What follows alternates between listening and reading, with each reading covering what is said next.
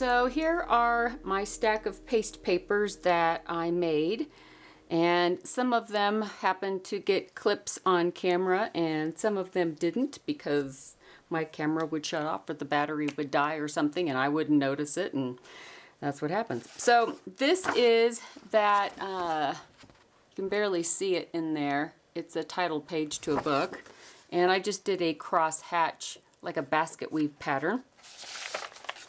These were the initial two that I did that I pulled apart. I don't think these were on camera. These were the dictionary pages, and I just did a simple little pattern on these, a little combed pattern, just because I wanted the words to show up underneath. I didn't want to cover it up too much. Here is that green one I did with the crosshatch pattern and then the finger painting over the top. And this is the one where I daubed that paintbrush all over it. There's another one like the book pages, and this one is similar except it kind of goes in this direction. I was just trying out different colors to see what it would look like. You saw this one where I did the little, they look like roads, like highways all over each other with a little bit of color underneath. You can see it looks almost like a watercolor wash underneath with hints of purples and blue and peach and green underneath those lines. This one I did with the hair comb, and so it has real fine lines, kind of like calligraphy lines, but very pretty in this kind of a Bordeaux color. And you saw this one, it matches my shirt. I just did that with a palette knife. That's the one that I did with the comb. I believe you saw that one.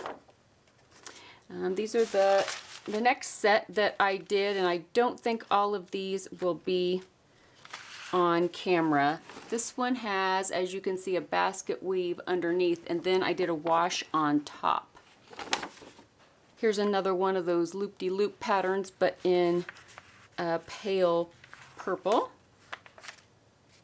This one is, I love this jade green, and so I went over it with that hair comb to make the little lines, and then I took that bigger comb with the bigger teeth and I went over it, and so it's like a layered swirly pattern. I really like it though. I think it's beautiful. These were the ones that I pulled apart. I think they turned out really, really cool. What I ended up doing, and I don't remember if this is on camera or not. After I pulled them apart, they were really dark, so I wadded up a piece of paper towel and I just daubed all over it. And they match really well. They match really nicely, so there's two full sheets of this. Very pretty. As you can tell, I love the blues and the greens. And the next paper, in case you didn't know I was a complete and total dork, well, I am. So I tried a water lily pond. I think I still have Monet in my head.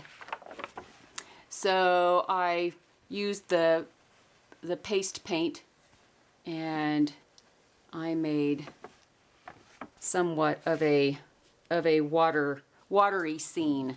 It was just kind of like painting, except it's real goopy and slidey. It's goopy and slidey. Those are new words. I hope you like those. I'm not exactly sure. This is a little large for a book, and I only made one of them. I guess I could scan it and print them off instead and make end pages out of these of some sort. Anyway, underneath the video there will be information that you can look at if you want to try your hand at paste papers. I hope you make a big old mess. I guess I should mention, all of these papers, once they were completely dry, I turned them over and I ironed them from the back, just with a medium heat iron. Nothing too hot, just a medium heat, just to take the ripples out. It's still going to be kind of ripply because it's paper, because this is just standard copy paper. It's not anything, it's not watercolor paper. It's not really made for getting this wet. but it turned out okay. I just didn't want anything too thick, because too thick and it won't bind in for end sheets very well. So I used a lighter weight paper, but I think it turned out okay. I think it turned out all right. All right, guys. Well, thank you so much for joining me today and watching me make a complete and utter mess and finger paint all over everywhere.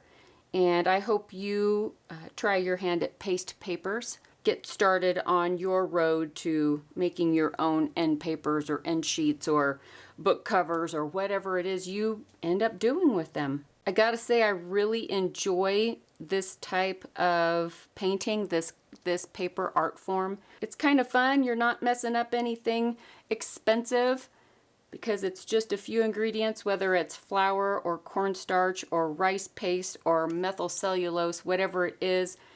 It's fairly inexpensive. You can use inexpensive paint and just paper. You can play around and make a mess to your heart's content.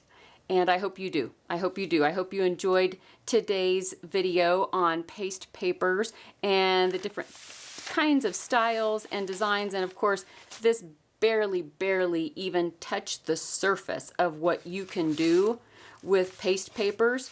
So Google it and see what you can find for inspiration and get out there and get your hands dirty. All right, guys, thank you for joining me today. And I will see you all really soon in the next video. Bye, guys.